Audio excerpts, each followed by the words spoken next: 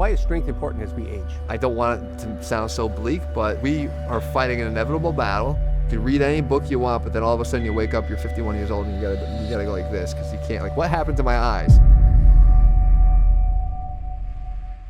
Hello, I'm Dr. William Morgan, president of Parker University, and today I have a very special guest, Jeff Cavaliere. Jeff, thanks for joining us today. Thank you for having me. So tell us a little bit about yourself. What's your background? So I'm a physical therapist, and I served as a physical therapist and strength coach for the New York Mets. Since went on to start my company Athlete X, where we basically took a lot of the principles of training that I learned from athletes and high-level athletes and sort of made them available and scalable to people who aren't going to ever get paid to be an athlete, but want to look and feel and move like one. Very good. You just had a talk here at Parker Seminars, Florida. Very interesting talk, and we have a great interest in longevity and extending the good years of life. Yeah. So what's your belief on that? How can we extend the number of good, healthy years that we live? Yeah, I think that there's so much that we can do. I think that we overlook, again, training like an athlete to me means that you become a little bit more purposeful, and there's a progression to what you do. I think too many of us exercise in a pursuit of living longer. That's good. It's better than nothing. As we know, the studies show that sedentary lifestyles are not good. But I believe that exercise isn't really planned enough, and there's not enough progression built into it. It's not formal enough. And the more you can start to own the different pieces of your routine, be it flexibility or mobility work or stability work, feeding into the pursuit of building muscle progressively or building strength progressively, then it all starts to come together because you really start to see the benefits and feel those benefits so that you can become more motivated to keep going. People who just go and do something and they don't know why they're doing it will lose the motivation way faster than people who know where they're going with it, and they'll stay on track. So that consistency is what is ultimately going to lead you to wanting to keep doing it. And when you do that, you're going to feel much better in your older years. Well, it's the fallacy of I'm just going to work out to tone up. Right. It's impossible. It's just not. Yeah, it's not. It's to me, it sounds too like when people say that, it's like when people say, I eat clean, right? Like they say I eat clean. That's like the number one sign to me nutritionally that people aren't really eating the right way they're supposed to. So when they say I want to tone up, it's like that's to me sounds really casual. Unfortunately, you have to become a little bit more involved in the lifestyle and commit to the lifestyle of fitness, but it doesn't require a whole heck of a lot of time to do that every time you train, but the consistency needs to be there. So what is strength? Well, strength, just by definition, is the ability to exert force on the world around you, right? To lift heavier weights, to be able to move more forcefully or to execute things more easily because of your strength. But I think that strength itself is a little bit misleading because I think beneath strength is this importance on stability, flexibility, and mobility, because anything that can undermine someone's absolute level of strength, their ability to push weight and compromise that, then truly has to be the real foundation of what we work on. So if I use this analogy all the time, you can be a 500-pound squatter. Actually, I know you're pretty damn close, but you're a strong squatter. But if I put you on an unstable surface, or if I had you stand on a BOSU to do that squat, you're not going to be able to do that, or not nearly as safely, but you're not even likely going to be able to execute the force to do that. Why? Because I've destabilized you.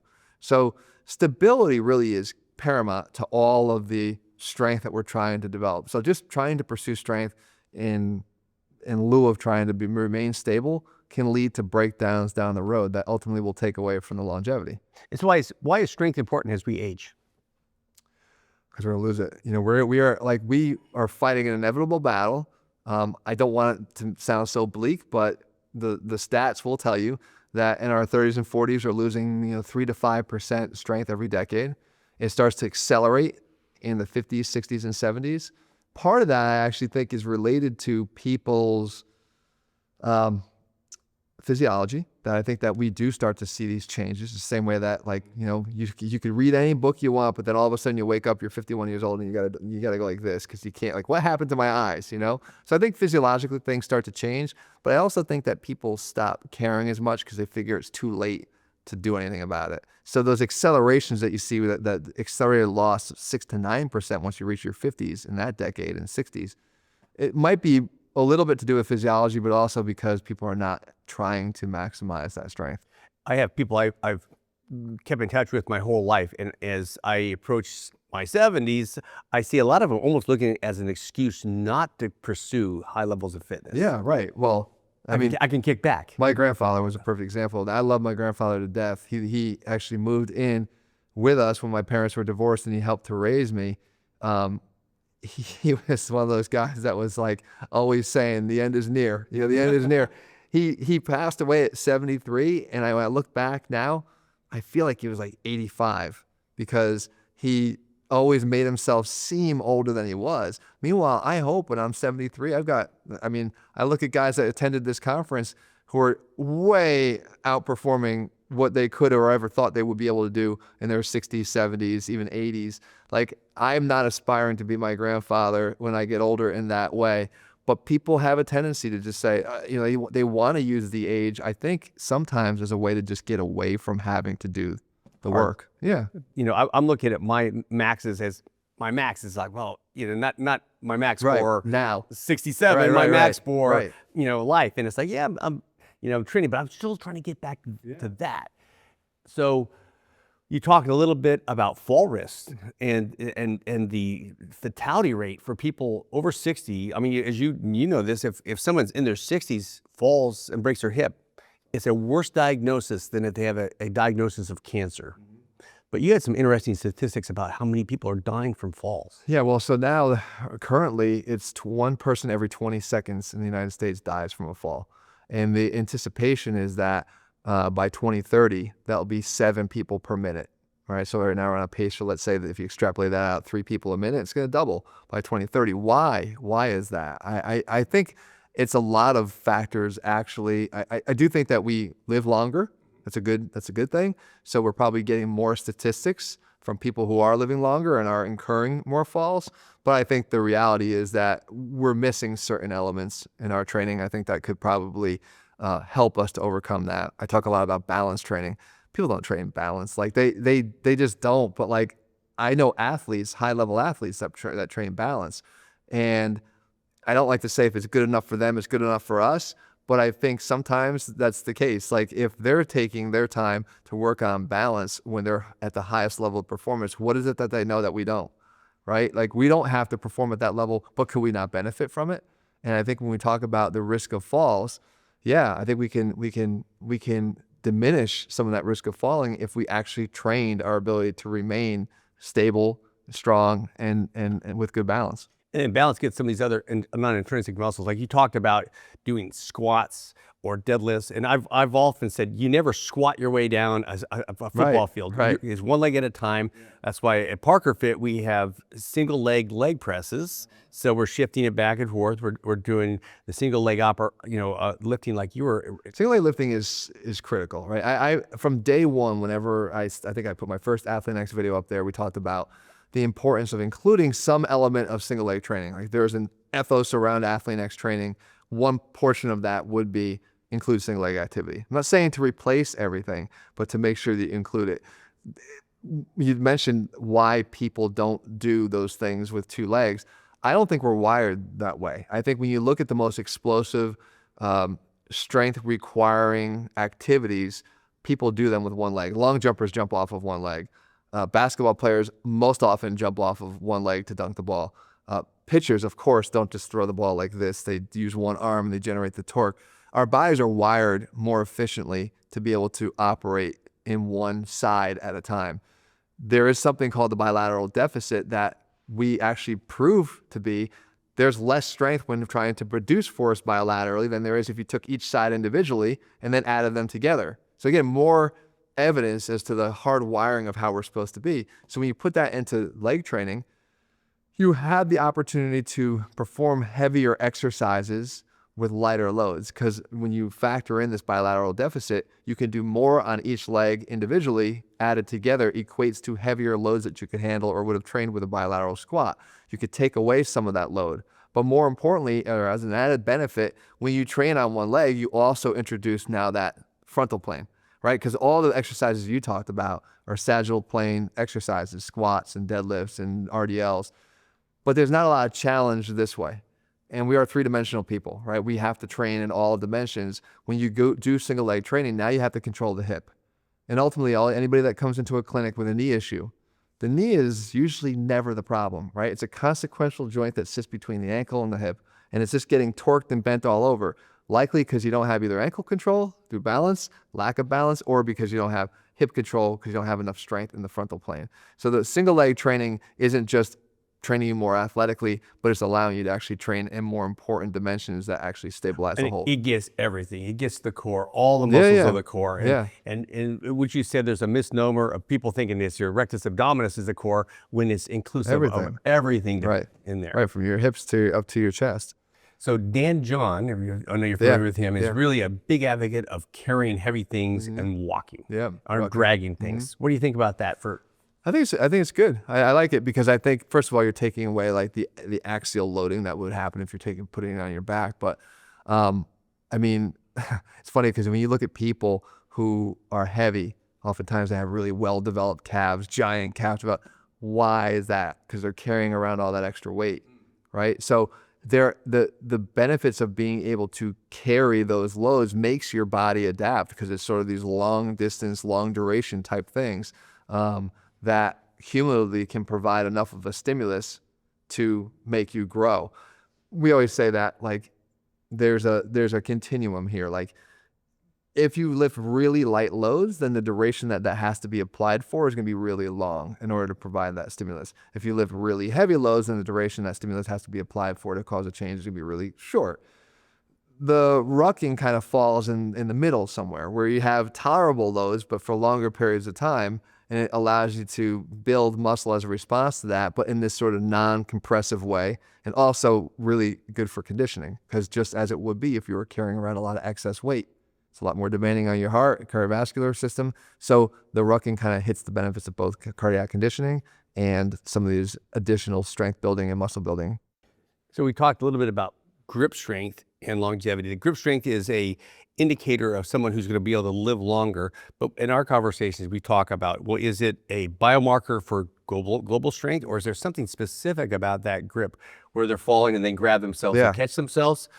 And I know a lot of longevity doctors test this, not with a dynamometer, which the studies come from, but by how long they can hang from a bar. Yeah. Well, I'm a huge proponent of bar hanging. I think bar hanging is it's like the reset button for all of us. It's so easy to do. The investment is a simple pull-up bar, and you can put it in your bathroom doorway and do it every day on your way to to wake up, to go to the shower. The difference, why I wouldn't necessarily use that as the hallmark or benchmark for grip strength, though, would be there's a lot of other factors that can limit your bar hang performance. I relate this story a lot of times. I had an inguinal hernia repair. I was able to do crunches quickly after the repair and other ab exercises quickly after the repair. I couldn't hang from a bar until about a month and a half or 2 months later. It was the hardest thing. It was the longest thing I had to wait for it to be restored before I could actually feel normal again. Because that's one of the harder core demands that we have. To remain stable on a bar require a lot of core strength. That being said, if you have a weak core, it could be your core that's giving out rather than your grip in that activity, or you don't have adequate shoulder mobility or flexibility, and that's limiting your ability to stay up on the bar. So I think there are better ways to test it, as you said, more controlled with a hand grip dynamometer. And again, if you have access to the literature that shows exactly what these outputs would be, then you objectively can look back and forth and measure it. People use it as a tool, or we recommend it as a tool sometimes of recovery. How recovered are you in between training sessions? You have a hand grip dynamometer, you measure yourself in the morning. When you start to see like a 10% drop over your average, you're likely going to need a day or two off from the gym, because it's a good neurological feedback as to how recovered your body is. Or when you're sick, you don't generally, if you ever try to test yourself when you're sick, or test yourself in the middle of the night, wake up in the middle of the night, grab a dynamometer and squeeze as hard as you can. You'll be half of what you're capable of, because you're not, your body isn't. It's neurological. There's a lot of neurological. At the end of the day here, I'm pretty well gassed. I'm sure. And it's, it does take away that strength, especially the single rep strength that you talked about. Yeah. So there's a study that shows that a group of 50-year-olds who followed the Norwegian 4x4 protocol, that's 4 minutes of intense aerobic followed by 4 minutes of mild aerobic, conducted 4 times in the workout, a few times a week for 2 years, that these 50-year-olds actually reversed the aging of their heart, so they appeared more like 30-year-olds. What they found is that the 50-year-olds reversed their cardiac structure aging by 20 years by doing this very intense workout. Like the most uncomfortable It's training so simple, program. but so horrible. punishing. Yeah, yeah. Can you talk about that? Yeah, so it's interesting you said that. I related how my wife actually has an aortic aneurysm, and it's a concern. I mean, and it's actually seems to be a little bit more frequent these days the more research you do. But yeah, I mean, you want to have flexibility in the aorta to handle your blood pumping through your body. This type of training does that, but it's not easy, but you don't have to, the time investment's not that much, and the commitment per week is not that much. Like 1 time is actually good. 2 times would be better and enough. Like you don't need to do more than twice a week. Don't do them consecutively. But the protocol that you're talking about is just rather simple. We call it 4x4x4. So it's just 4 minutes of a very high intensity effort of conditioning. And there's so many things you can do with this. You can do an assault bike, you can do a rower, you can sprint. Some of these are more forgiving or less on the joints, but you can do an effort that's really high intensity, anywhere between 30 seconds and 4 minutes, right? This 4x4x4 protocol, they had them going 4 minutes all out. To do that, you have to have your heart rate fall within 90% of your max heart rate. So the classic formula of 220 minus your age, so 220, let's say minus 50 is 170. Within 150 or so to 170, that's where you want to fall with that heart rate. It's got to stay there the whole time. If you're truly at your 90% max heart rate, you're not going to be able to carry on a conversation with anybody. You're going to be gasping. And that's what you want. Again, quick, short, miserable, but this is what we're going for. So you do that for 4 minutes on, you do 4 minutes off, right? So it's a 1-to-1 work-rest ratio. Sometimes when you take a shorter work ratio of 30 seconds or so, you go maybe 1-to-2, 30 seconds on, 60 seconds off. 4 minutes, 4-minute rest, and you do that 4 times. And as you said, the research shows that by doing that, you're dramatically improving your VO2 max, which is a great measurement of your body's adaptability or efficiency of using oxygen, right? Because when you start to train like that, your body loses the ability to supply oxygen to your muscles or your lungs, and that's why things start to hurt and burn and you get fatigued because it's not getting oxygen fast enough. But if we could train our body how to utilize oxygen more efficiently, even in these high stress demands, you're still able to get oxygen out to those tissues. You're more resilient to the conditioning that would derail somebody that doesn't do these types of things. And like grip strength, VO2 max is one of those tests that can accurately predict longevity. Yeah, Dr. Peter Attia says that when it comes to longevity, that one of the main indicators of your ability to remain healthy for longer is maximizing your VO2 max.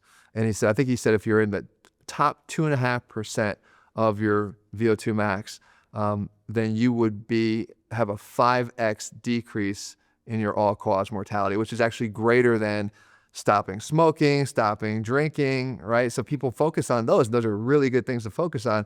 It's really meant to show you the magnitude of what getting into high elite level cardiovascular conditioning can do to improving your overall health. You're probably too young to remember Ken Cooper. I don't remember that. Cooper aerobics. Okay. So he's the one who coined the phrase aerobics. We wouldn't be using the word. He wrote a book in 1968. My father had a heart attack around that time, so we had that book in our house. And I've become friends with Ken Cooper, who's in his mid-90s, still works every day, puts his white jacket on.